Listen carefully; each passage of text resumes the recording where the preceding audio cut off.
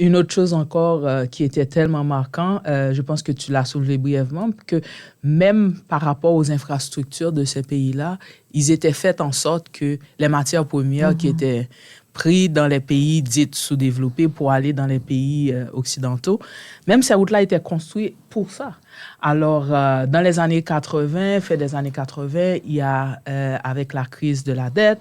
il y a eu une politique néolibérale mise en place par la Banque mondiale, le FMI. Puis la politique néolibérale était surtout l'ouverture des marchés. Ils s'étaient priorisés sur ça. Et que pour eux, l'ouverture des marchés permettrait à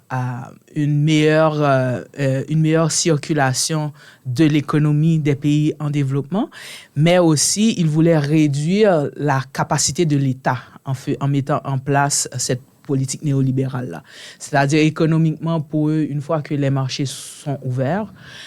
ça permettrait un échange commercial, mais l'échange commercial, vu que les pays en développement leur économie n'était pas assez solide,